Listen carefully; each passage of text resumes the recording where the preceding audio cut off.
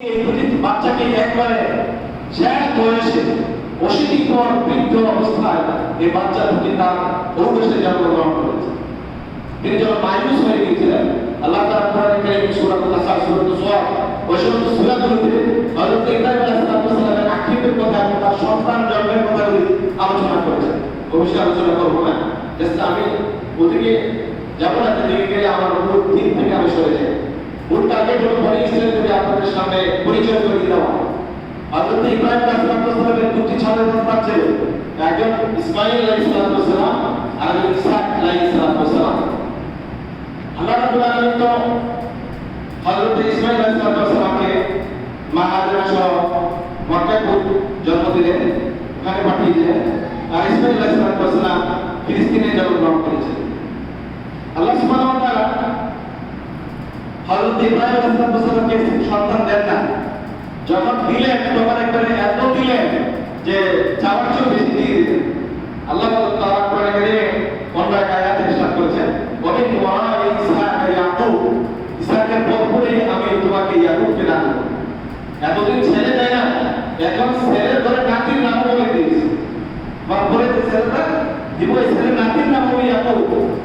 অন্য এক আয়াতে আল্লাহ বলেছেন, ওয়া ইয়াকুব নাফিল আল্লাহ, ইয়াকুবকে তোমাকে অতিরিক্ত দেব।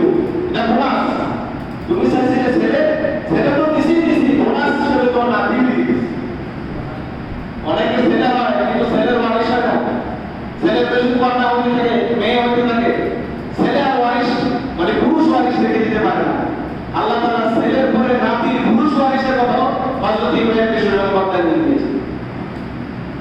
যেটা আফসোস থেকে যায় অনেকের মাঝে, আরে ছেলে তো হলো, সন্তান তো হলো, ছেলে সন্তান, নাতি তো হলো না, নাতি হলে বংশ ধরে রাখে। এই আফসোস অনেকের মধ্যেই থাকে।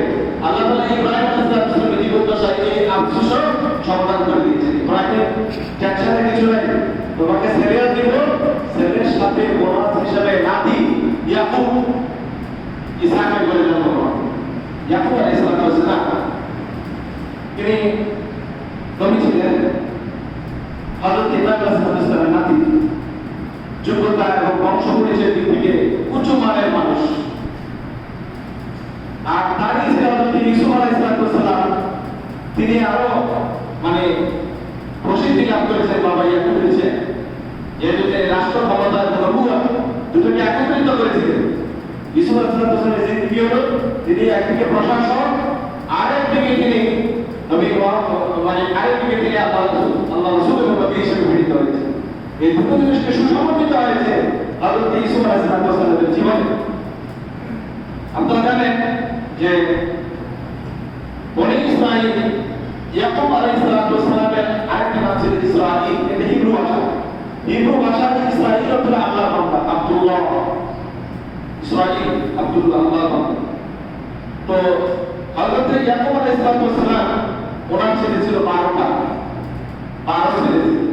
তার মানে হযরত ইব্রাহিম আলাইহিস সালামের নাতির ঘরের প্রতি সংখ্যা আল্লাহ তাআলা 4 থেকে 5 গুণ বাড়িয়ে দিয়েছেন। নাতি হলো ইয়াকুব, ইয়াকুবের ঘরে একজনের ঘরে 12 জন ছেলে সন্তান জন্মগ্রহণ করেছে। 12 জন ছেলে সন্তানের মধ্যে হযরত ইউসুফ আলাইহিস সালাম এবং বেনিয়ামিন, এই দুইজনের ইচ্ছা আল্লাহ তাআলা কোরআনে কারীমে বর্ণনা করেছেন সূরা ইউসুফে, সূরা আস-সাস। আপনারা জানেন যে আল্লাহ তাআলা সেখানে তিনবার আলোচনা করেছেন। নবীর নামে একটা আলাদা সূরা, সূরা ইউসুফ নাজিল হয়েছে। এই দুইজন ছিলেন হযরত ইয়াকুব আলাইহিস সালাম ট্যাক্স বিলি করে, আর বাকি 12 জনের মধ্যে 10 জন ওনারা ছিলেন অমুসলিম করে।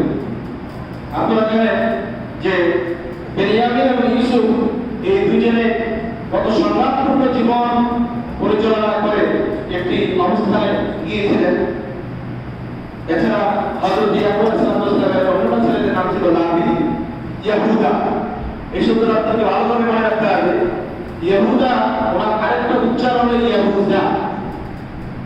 আরবিতে কিছু কিছু শব্দের দালের উচ্চারণ জালো হয়, যেমন কেউ উস্তাদ শব্দ ব্যবহার করে, উস্তাদ আর উস্তাদ দুটোর অর্থ একই, কিন্তু উচ্চারণ কিরকম, অর্থে কোনো পরিবর্তন হয় না।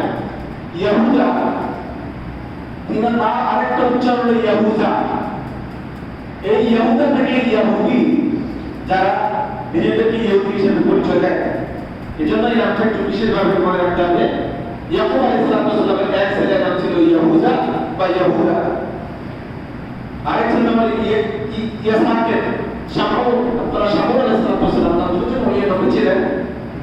নাফতালি, জাকান, রুয়াইমান, ইজাবলুন এবং আশির, এই 12 জন ছেলে সন্তান ছিল হযরত ইয়াকুব আলাইহিস সালাম।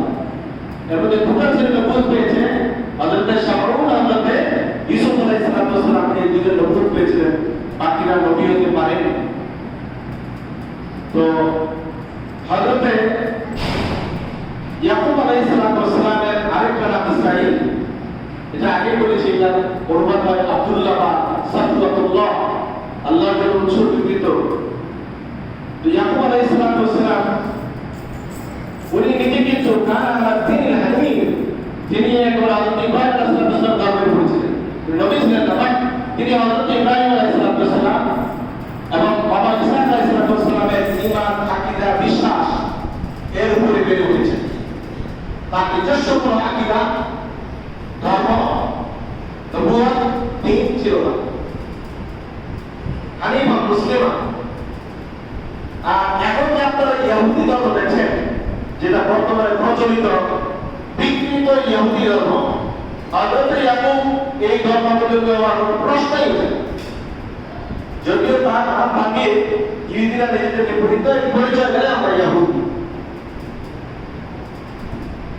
ইয়াকুব আলাইহিস সালাম এর জন্মের ইন্তেকালের বহু বছর পরে ইহুদি ধর্ম আত্মপ্রকাশ করেছে।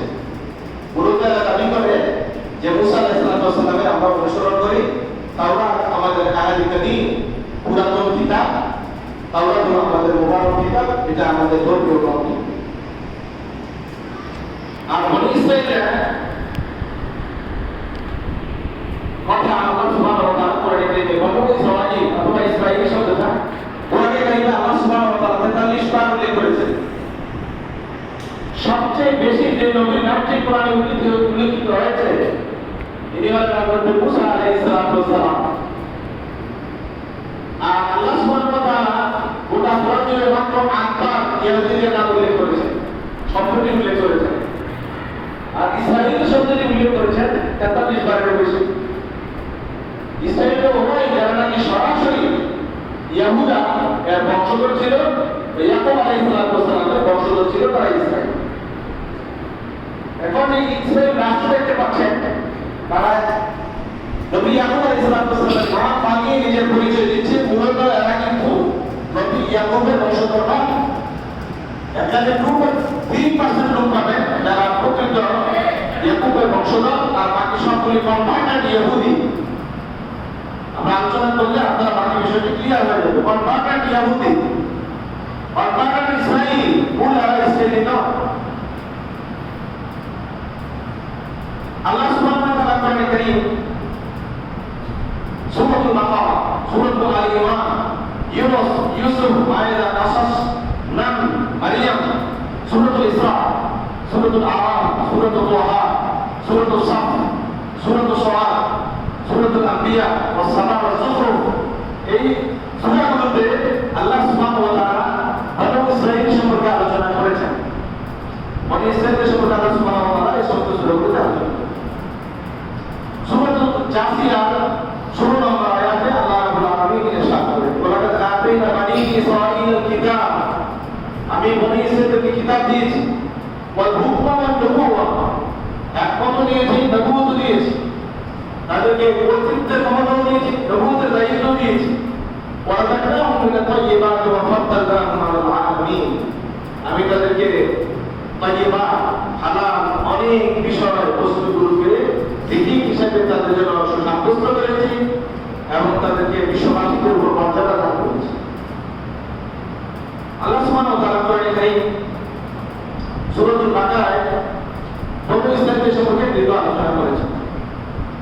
ইয়া বনী ইসরাঈল আযকুরু নি'মাতি আল্লাতী আন'আমতু আলাইকুম ওয়া আউফু বিআহদিকুম ওয়া ইয়্যায়া ফারহাবুন وآمنوا بما أنزلت مصدقا لما معكم ولا تكونوا أول كافر তাশতারু বিআয়াতি সামানান কালীলা ওয়া ইয়া ফাতাকুন।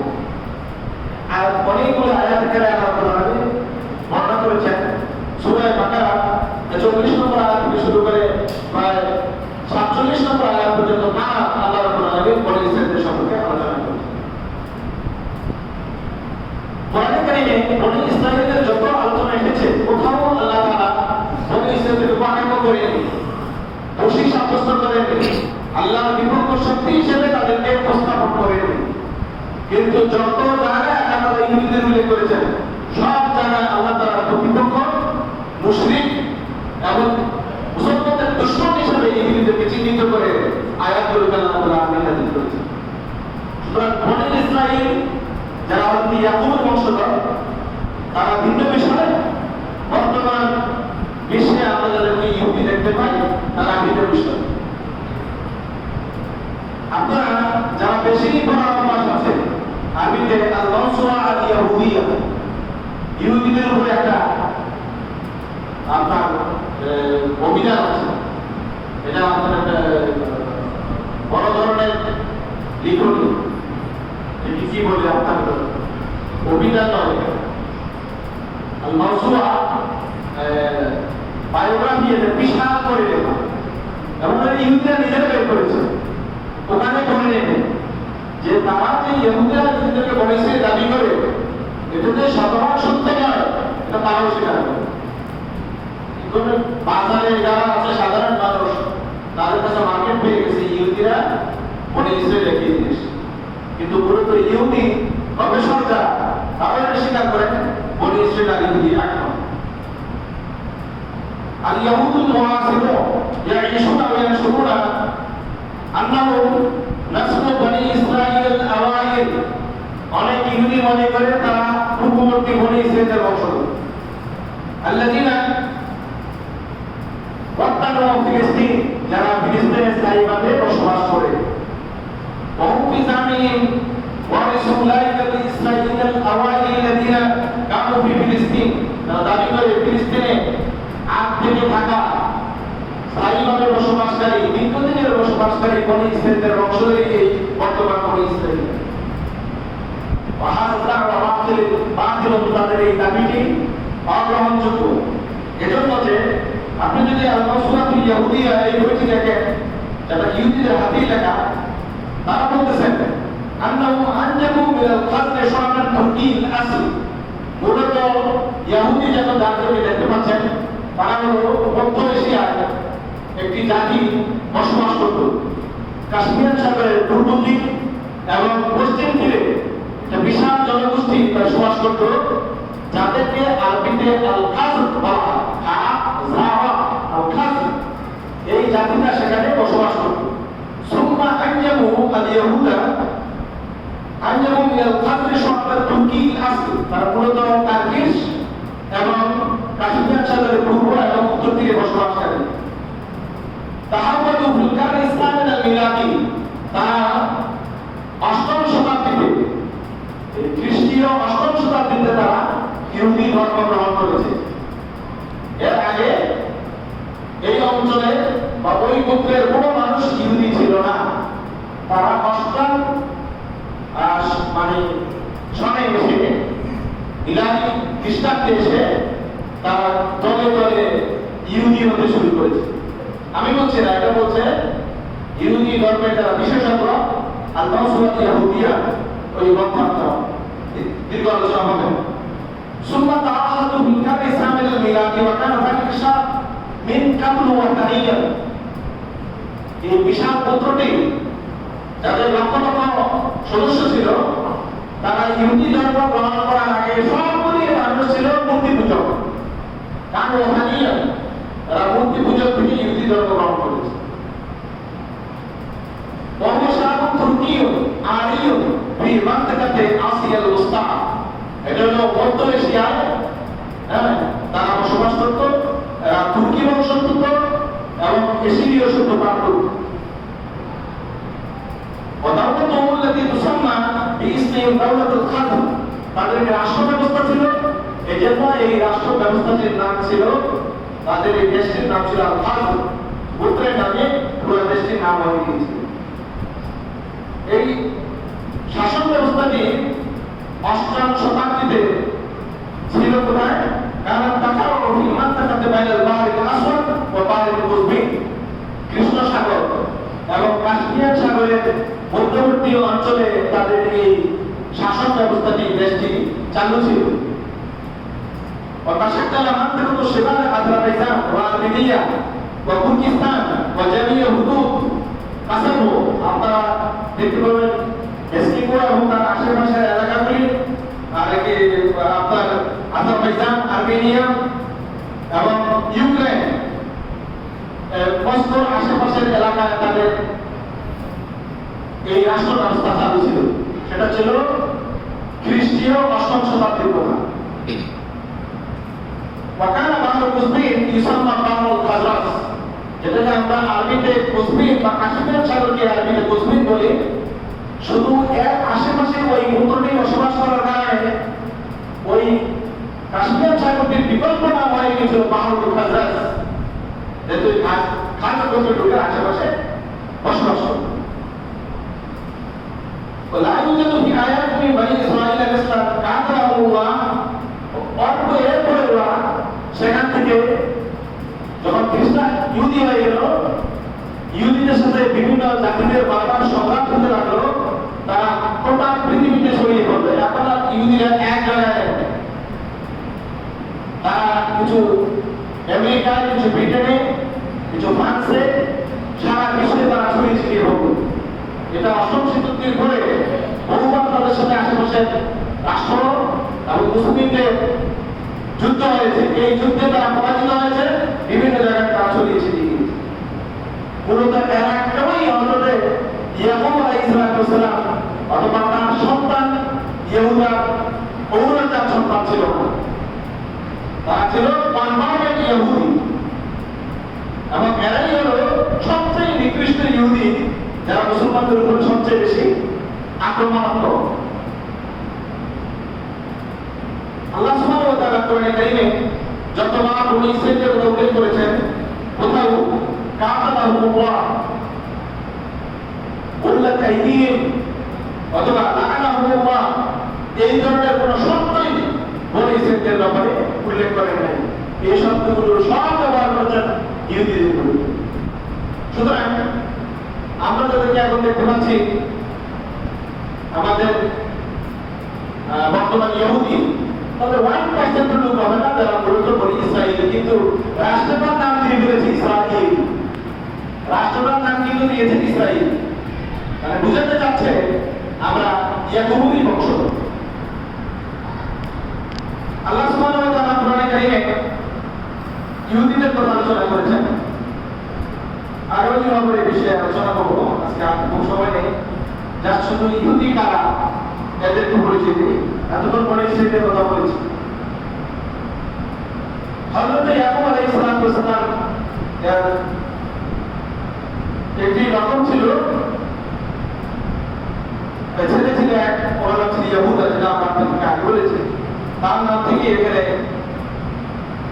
ইহুদি শব্দটির প্রবর্তন হয়েছে। তার ছেলেরা মিলে একটা রাষ্ট্র ব্যবস্থা চালু করেছিল ফিলিস্তিন এবং তার আশেপাশে। আর এই রাষ্ট্রটির নাম দিয়েছিল বাইতু দাউদ। বাইতু দাউদ মানে দাউদ আলাইহিস সালাম একটা রাষ্ট্র ব্যবস্থা চালু করেছিলেন।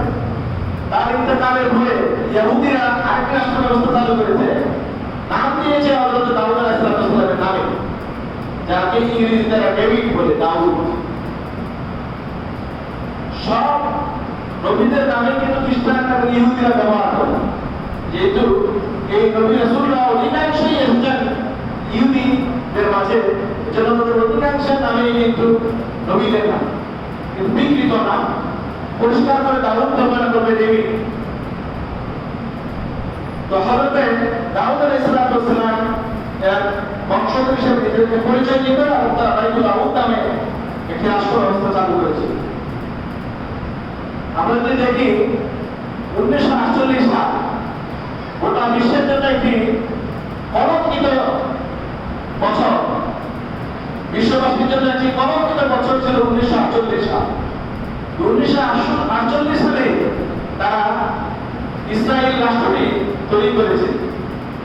আপনারা ফেসবুকে ইন্টারনেটে কল্যাণে দেখেছেন যারা কিন্তু ইউরোপ থেকে বিতাড়িত হয়ে এখানে আশ্রয় থাকতেও শরণার্থী হিসেবে এসেছিল, আর শরণার্থীরাই এখন মূল অধিবাসীদেরকে দাঁড়িয়ে রাষ্ট্র ছিনিয়ে নিয়েছে।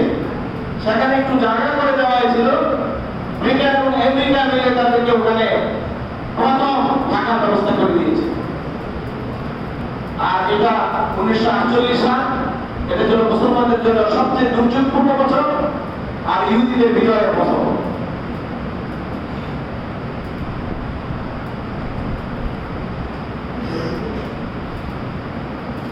তাদের এই রাষ্ট্র চালু হয়ে যাওয়ার পরে প্রথমে তারা চিন্তা করলো, বছর বছর ধরে, হাজার বছর ধরে আমরা নিপীড়িত ছিলাম, কোন জায়গায় আমাদের ঠাঁই নেই, ইহুদিদের নামে কোনো রাষ্ট্র নাই, বসবাসের কোনো জায়গা নেই। আমরা একটি রাষ্ট্র তৈরি করব যে রাষ্ট্রের মধ্যে সমস্ত ছড়িয়ে ছিটিয়ে থাকা ইহুদিরা এসে বসবাস করবে। শুধু ইসরায়েল রাষ্ট্রে আপনার এই পর্যন্ত যে জনসংখ্যা আছে, এই জনসংখ্যার পরিমাণ হল 63 লক্ষ। মাত্র 63 লাখ ইহুদি বসবাস করে ইসরায়েলে। 20% আরব বসবাস করেন আপনার ইসরায়েলে। আর কিছু অন্যান্য ধর্মাবলম্বী লোক, খ্রিস্টান সেখানে বসবাস করে। মূলত এই জায়গাটা থেকে তাদের টার্গেট ছিল পৃথিবীর সব জায়গা থেকে ইহুদিরা এসে এখানে জমায়েত হবে। যে কারণে আপনি দেখতে পাচ্ছেন রামাল্লাহ এবং তার আশপাশ, গাজা এবং তার আশেপাশে মুসলমানদের বাড়িঘরগুলি বুলডোজার দিয়ে ঘুরিয়ে দিয়ে অথবা মুসলমানদেরকে বিতাড়িত করে সেখানে ইহুদি পুনর্বাসন করা হচ্ছে। লক্ষ লক্ষ ইহুদিদের বসবাসের মতো এই ছোট্ট জায়গায় ব্যবস্থা নেই। সুতরাং মুসলমানদেরকে না দাঁড়াইয়া এদেরকে জায়গা দেওয়ার কোনো ব্যবস্থা নেই। এবং তারা একটা আইন তৈরি করবে, মানে প্রত্যাবর্ত নাই। এই প্রত্যাবর্ত নাই বলে আপনি বিশ্বের যেখানে বসবাস করেন ইসরায়েলে আপনি একটা ঠিকানা তৈরি করতে পারবেন যদি আপনি ইহুদি হন। আর ইহুদি হওয়ার ক্রাইটেরিয়া হলো আপনার মা যদি ইহুদি হয় তাহলে আপনি ইহুদি।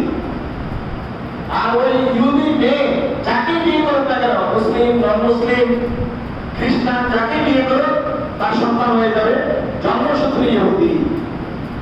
এই আইন করে, প্রত্যাবর্তন আইন করে পৃথিবী থেকে লক্ষ লক্ষ ইহুদিদেরকে পুনর্বাসন করা হয়েছে ইসরায়েল। সমস্যা হলো এরকম যে আমাদের মুসলমানদের মধ্যে ইহুদিদের বিরুদ্ধে লড়াই করা যাবে কি যাবে না, করবে কি করবে না, এটা নিয়ে মুসলমানদের মধ্যে দাবা করে। ফেসবুকে দেখেন না, কিছু বলে যে এরা হামাস বা অন্য দল যারা যেখানে যুদ্ধ করে এরা তো মূলত শিয়া। এখন পর্যন্ত শিয়া, সুন্নি, ওয়াহাবি, লামাজাবির কিলাগিরি দেয় মুসলমান মারিকা পর্যন্ত। এখন পর্যন্ত সন্দেহ রাখছে যে তারা খ্রিস্টানদের, ইহুদিদের বিরুদ্ধে লড়ছে, তারা আসলে কি। এই যে একটা পরিস্থিতি আমরা তৈরি করেছি এবং বড় বড় স্কলারেরা, আলেম ওলামারা যারা নিজেদেরকে ভিন্ন চিন্তার লোক মনে করে, মাঝহাবের বিরোধী লোক মনে করে, নিজেদেরকে আহলে হাদিস মনে করে, অথবা মনে করেন যে তারা সহিহ আকীদার লোক, তারা এখন পর্যন্ত ফতোয়াই দিয়ে যাচ্ছে। কালকে ফতোয়া ছিল এরকম যে আপনার ফিলিস্তিন থেকে ফিলিস্তিনরা হিজরত করে অন্য জায়গায় চলে যায়, তো কোথায় নিজের বিরুদ্ধে যুদ্ধ রাখবে, ফতোয়া বাস আছে। আল্লাহ সুবহানাহু ওয়া তাআলা কোরআনে কারিমে সব সময় ইহুদিদের বিরুদ্ধে লড়াই করা ফরজ করে দিয়েছেন এবং আল্লাহ রাব্বুল আলামিন ইহুদিদেরকে মুসলমানদের আদম শত্রু হিসেবে কোরআনে উল্লেখ করেছেন। একদম ফতোয়া শুধু এখনই বলতে থাকে ওদের বিরুদ্ধে কোনো কিছু বলা যাবে না, যেহেতু কোনো রাষ্ট্র ক্ষমতা নাই, আপনারা ওখান থেকে পালিয়ে যান, হিজরত করেন। আল্লাহ সুবহানাহু ওয়া তাআলা এজন্যই মুসলমানদের বিষয়ে জানেন না, যেহেতু মুসলমানরা এক হতে পারে না। আপনারা হিসাব করেছেন এই পৃথিবীতে, গোটা পৃথিবী জুড়ে কতজন ইহুদি আছে? আমার কাছে ডাটা আছে, পুরো ডাটা আছে। গোটা পৃথিবীতে এখন 21.7 মিলিয়ন, 21.7 মিলিয়ন ইহুদি আছে টোটাল পৃথিবী। তো ধরেন আপনি 2 কোটি বা তার চেয়ে কিছু বেশি, 2 কোটি বা তার চেয়ে কিছু বেশি, সর্বোচ্চ হিসাব, কম হবে, বেশি হওয়ার কোনো সম্ভাবনা নেই। 2020 সালের যে টাকা, এই টাকা থেকে বলছি, এবং এই টাকা আমার দেওয়া ইহুদি গবেষণা কেন্দ্র থেকে যে টাকাটা তারা সাফ করেছে, সেখানে তারা বলেছে 21.7 মিলিয়ন ইহুদি এখন পৃথিবীতে আছে। অথচ মুসলমান পৃথিবীতে একবারে কম করে হলো পৃথিবীতে 180 কোটি মুসলমান আছে। 180 কোটি মুসলমান 2 কোটি ইহুদির সাথে পারে না। একদম হিসাব পরিষ্কার, 2 কোটি ইহুদির সাথে 180 কোটি মুসলমান পারে না। তার মানে আমরা কেউ কারো সাথে নাই, প্রত্যেকেই অন্তর আলাদা, চিন্তা আলাদা, চেতনা আলাদা। যার কারণে আমাদের সাথে একটু বলি ইহুদিরা এখন আমাদের উপর না করি।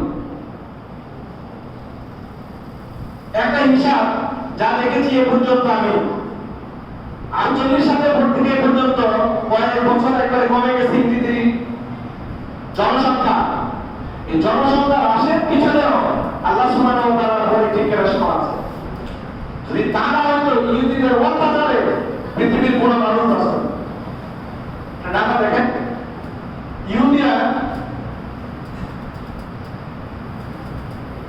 আপনার 1967 সাল, এখান থেকে ইহুদিদের জনসংখ্যা ছিল কেমন?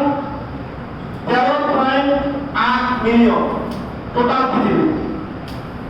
কিন্তু আমরা যখন 1982 সালে টাকাটা দেখি, সেখানে দেখি তাদের সংখ্যা ছিল 12.9 মিলিয়ন। তাহলে 1 মিলিয়নের কমে গেছে।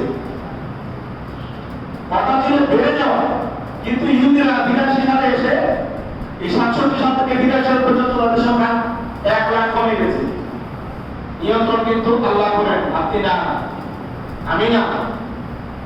আল্লাহ তাআলা যদি নিয়ন্ত্রণ না করতো, তাহলে ইহুদিদের সংখ্যা বেড়ে 3 গুণ হয়ে যাওয়ার কথা। কিন্তু এই 67 সাল থেকে 82 সাল পর্যন্ত ইহুদিদের সংখ্যা কমে গেছে 1 মিলিয়নের বেশি। এরপর আমরা যদি দেখি 2008 সালে তারা ছিল 13 মিলিয়ন, এবং 2010 সালে এসে তাদের সংখ্যা বেড়ে হয়েছে 13.4 মিলিয়ন, অর্থাৎ 4 লাখ বেশি বেড়ে গেছে 2010 সালে। বেড়ে গেছে সবচেয়ে বেশি 10 থেকে 21, এর মাঝে তাদের সংখ্যা বেশি গেছে অনেক বেশি। এই বাড়তিটা যদি চলতে থাকে, তাহলে অদূর ভবিষ্যতে তাদের সাথে আপনাদের দূরত্বটা খুব দ্রুত কমে আসবে। আমরা দেখি কত কথায় কথায় আপনারা কিছু বলার আগে আমেরিকা পক্ষ নেয় ইহুদিদের, তাই না? ইহুদির পক্ষে আমেরিকা কেন নেয়? এর পিছনে একটা কারণ আছে। এটা হলো আমেরিকার মধ্যে যে পরিমাণ ইহুদি বসবাস করে, সেটা পরিমাণ হলো আপনার 68 লক্ষ ইহুদি বর্তমানে শুধু আমেরিকায় বসবাস করে। যেখানে ইসরায়েল একটা রাষ্ট্র, ইহুদি রাষ্ট্র হওয়ার পরেও এখানকার ইহুদিদের বসবাসের সংখ্যা হলো 63 লক্ষ, আর শুধু আমেরিকায় বসবাস করে 68 লাখ ইহুদি। আমেরিকার অর্থনীতি থেকে শুরু করে ব্যবসা বাণিজ্য, গবেষণাগার সবগুলো নিয়ন্ত্রণ করে ইহুদি ব্যবসায়ীরা। এবং ইহুদিরা নিজেদের সুবিধার জন্য গত নির্বাচনে রাশিয়াকে কাজে লাগিয়ে আপনার পুরো দুর্নীতি করে ট্রাম্পকে তার ক্ষমতায় বসিয়ে দিয়েছে। এর পিছনে আছে ইহুদিদের 68 লাখ ইহুদি হিসাবে দেখেন, কিন্তু টোটাল আমেরিকার অর্থনীতিকে নিয়ন্ত্রণ করার জন্য 68 লাখ ইহুদি অনেক বড় বেশি একটা ফ্যাক্ট। যার কারণে ইহুদিদের বিরুদ্ধে বলার প্রশ্নই উঠে না। প্রথম বিবৃতি দিয়েছে ইহুদিদের পক্ষে, জোরালো বিবৃতি দিয়েছে আমেরিকা। এবং আপনারা জানেন যে সমস্ত অস্ত্র, অত্যাধুনিক যত বড় অস্ত্র আসলে আমেরিকা সরবরাহ করে না, সরবরাহ করা এদের হাতে সমস্ত গুটি হলে এদের হাতে। 11 নভেম্বর যেই হামলা হয়েছিল যুক্তরাষ্ট্রে, এই হামলার প্রধান নায়ক ছিল ইহুদিরা। আপনারা এরপর হামলা পরবর্তী পত্রিকার রিপোর্ট এবং জার্নালগুলি পড়েছেন কিনা আমি জানি না, কিন্তু আমি বলেছি যে তারা নোটিশ করে দিয়েছিল ওই দিন এই এত বিশাল একটা টাওয়ার, যাতে কমাস কম 25% ইহুদি কর্মচারী এবং কর্মকর্তা ছিল, চাকরি করতো, তাদের অফিস ছিল, তারা কেউ ওই দিন অফিসে ঢুকে নাই। একজন ইহুদি ওই টাওয়ারে ঢুকে নাই। বোঝা যায় যে এই পরিকল্পিত হামলা পুরোটাই ইহুদিরা করেছে। তারা জেনেছে মুসলমানদেরকে আমেরিকায় চিহ্নিত করার জন্য এবং টোটাল বিশ্বের সন্ত্রাসী হিসেবে পরিচিত করার জন্য এই ঘটনাটি ঠান্ডা মাথায় ঢুকিয়ে দিয়েছে। এবং পৃথিবীতে এই গত 200 বছরে যত সন্ত্রাসী কর্মকাণ্ড হয়েছে, সব সন্ত্রাসী কর্মকাণ্ডের ডাকে শুরু হয়েছে এই ইসরায়েলি ইহুদিরা। এই বেঞ্জামিন নেতানিয়াহু বড় একজন সন্ত্রাসী, এবং এই পর্যন্ত ইসরায়েল রাষ্ট্রে যতজন প্রেসিডেন্ট হয়েছে সব প্রেসিডেন্ট গুলো আন্তর্জাতিকভাবে স্বীকৃত সন্ত্রাসী। কিন্তু আশ্চর্যের বিষয় হলো এই সন্ত্রাসীরা শান্তিতে আমরা নোবেল পেয়েছে। শান্তিতে নোবেল কেন দিল এদেরকে? নোবেল কমিটিতে তাদের এমন হাত যে সন্ত্রাসী করে হাজার হাজার মুসলমান মারার পর তাদেরকে নোবেল পুরস্কার দেওয়ার মতো পরিবেশ তৈরি করার ক্ষমতা তাদের আছে। কেন তারা এতটুকু ক্ষমতা চলে গেল? অর্থনীতি কিভাবে চাঙ্গা হলো? আল্লাহ সুবহানাহু ওয়া তাআলা এগুলি কোরআনে কারিমে উল্লেখ করেছেন। তারা পৃথিবীর সবচেয়ে নিকৃষ্টতম ব্যবসা, সুদের ব্যবসা, এটা ইহুদিরা কথা কেউ করে না। ইহুদিদের বড় ব্যবসা হলো সুদের ব্যবসা, চক্রবৃদ্ধি সুদ, সুদের উপরে সুদ, এই ব্যবসা দিয়েই যা বলতে চাচ্ছিলাম যে পৃথিবীর বড় বড় কয়েকগুলো রাষ্ট্র, আপনার আমেরিকা 68 লাখ ইহুদি বসবাস করে। ফ্রান্সে আপনার 4,85,000 ইহুদি বসবাস করে। কানাডা, যেটা পৃথিবীর শক্তিশালী একটি দেশ, G8 এর একটি দেশ, G8, সেখানে আপনার 3,85,000 ইহুদি বসবাস করে। ব্রিটেনে 2,95,000 ইহুদি বসবাস করে। রাশিয়ায় 1,82,000 ইহুদি বসবাস করে। আর্জেন্টিনা, অনেকের প্রিয় ফুটবলের দেশ, 1 নম্বর মুসলিম, এবং ইসরায়েল রাষ্ট্রের ডাঙ্গা, সেখানে বসবাস করে 1,81,000 ইহুদি। আপনার জার্মানিতে বসবাস করে 1,11,000, অস্ট্রেলিয়ায় বসবাস করে 1,12,000। আমি শুধু 7টি রাষ্ট্রের কথা বললাম যেখানে ইহুদিদের জনসংখ্যার অবস্থানটা 1 লাখের উপরে। এমন 7টি দেশের কথা, 7টি দেশের কথা বললাম। 7টি দেশের মধ্যে সবগুলো দেশে শক্তিশালী অর্থনীতিতে, অস্ত্রে তারা পুরো বিশ্বকে শাসন করে। এই পুরা 1 লাখ 1.5 লাখ মানুষ অস্ট্রেলিয়ার মধ্যে 1,12,000 ইহুদি বসবাস করে। টোটাল অস্ট্রেলিয়ার রাজনীতি এবং অর্থনীতি নিয়ন্ত্রণ করে। কানাডায় 3 লাখ ইহুদি আছে, 3 লাখ ইহুদি কানাডার অর্থনীতিকে নিয়ন্ত্রণ করে। আমেরিকায় 68 লাখ ইহুদি পুরা আমেরিকাকে নিয়ন্ত্রণ করে। এবং আশ্চর্যের বিষয় হলো, আমি কালকে বলেছিলাম নেটে 18টা মুসলিম রাষ্ট্র পাওয়া গেছে যারা ইসরায়েল রাষ্ট্রের স্বীকৃতি দিয়েছে, যারা মুসলমান। 18টা দেশ পৃথিবীতে মুসলিম রাষ্ট্র আছে, যে মুসলিম রাষ্ট্রের রাষ্ট্রগুলো ইসরায়েলকে রাষ্ট্র হিসেবে স্বীকৃতি দিয়েছে, অথচ অনেক অমুসলিম রাষ্ট্র তারা এদেরকে রাষ্ট্র হিসেবে ঘোষণা দেয়। দক্ষিণ কোরিয়া, উত্তর কোরিয়া, এরা তাদেরকে রাষ্ট্র হিসেবে স্বীকৃতি দেয়। অথচ আমাদের মতো মুসলমানরা 18টা মুসলিম রাষ্ট্র তাদেরকে স্বীকৃতি দিয়েছে। তাহলে বুঝেন আমরা কতটা অসহায় বিশ্ব রাজনীতির কাছে। এটা এইভাবে স্বীকৃতি আদায় করে নাই, বিভিন্ন রকমের ঘেরা করে ফেলে, সমস্যায় ফেলে তাদেরকে অর্থনৈতিক, রাজনৈতিক এবং সামরিক সমস্যায় ফেলে দিয়ে তাদেরকে ওই চুক্তিটা স্বাক্ষর করতে বাধ্য করেছে। এখন যদি মুসলমানরা ঐক্যবদ্ধ না হয়, পৃথিবীর ভবিষ্যৎ, মুসলমানদের ভবিষ্যৎ মুসলমানদের জন্য অন্ধকার। 2 কোটি ইহুদির কাছে 180 কোটি মুসলমান ছিল। অনেক কষ্ট লাগে তখন যখন রাত্রে ইয়েমেনের উপর বোমা ফেলা, এরা মুসলমান, একটা বোমা ইসরায়েলের উপর ফাটানোর সাহস করে না। কারণ ওখানে রীতিমতো আপনি হাজিরা দেন আর বোমা মারেন মুসলমানদের মাথা নেই। লক্ষ লক্ষ মানুষ বিনা রাতের বেলায় ওখানে কোনো দৃষ্টি নেই।